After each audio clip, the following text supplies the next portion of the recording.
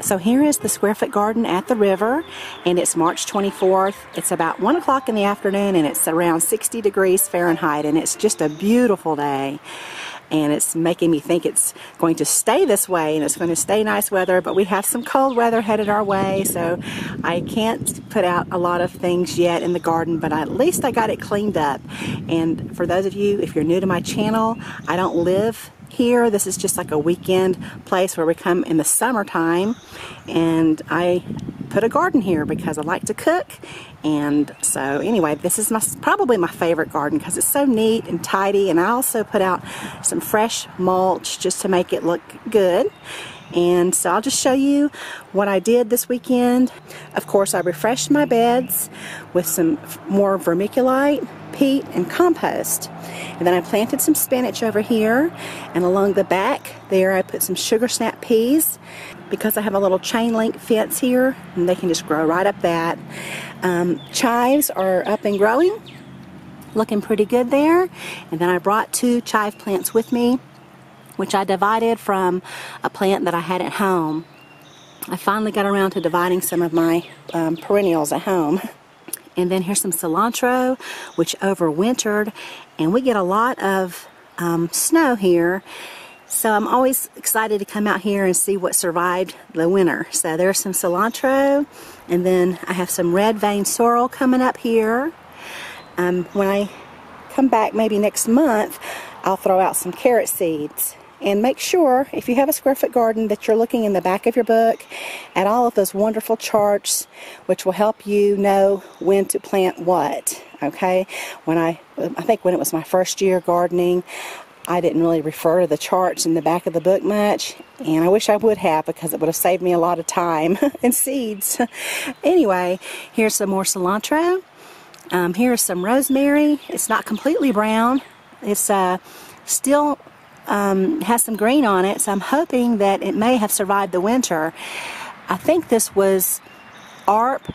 It's a variety called ARP, which is more hardy than most of the other varieties of rosemary.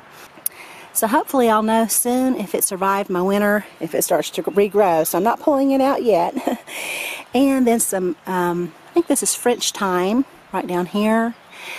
And then some spinach survived the winter just fine. That'll really take off here as soon as we get some good, spring rain and it starts to warm up a little bit. So I'll make a good spinach salad or something with that once it gets a little bigger. And then some scallions.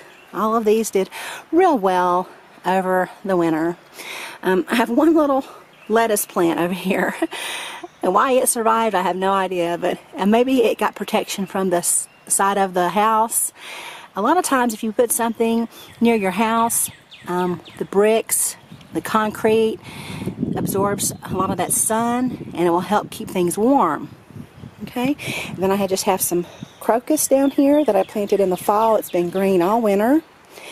And then in the center is where I did a lot of work. I pulled out a lot of the oregano that was over here. This was an Italian oregano. It really is nice and just tastes so wonderful.